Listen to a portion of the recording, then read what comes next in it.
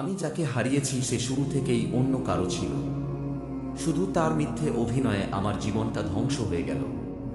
সে আসলে কোনোদিনই আমার ছিল না, আর আমি ছিলাম শুধু তার জীবনের একটুখানি অভিনয়ের দৃশ্য।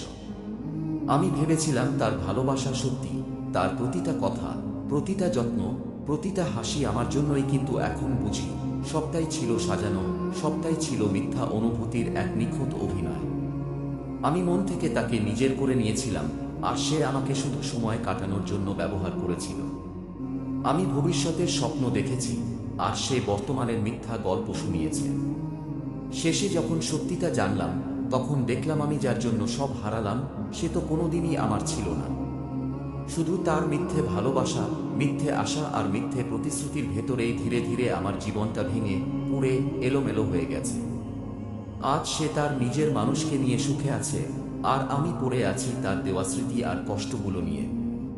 সবচেয়ে কষ্টের ব্যাপারটা হলো আমি তাকে হারাইনি, আমি শুধু একটা মিথ্যা মানুষকে সত্যি ভেবে নিজের জীবনটা ধ্বংস করে ফেলেছি।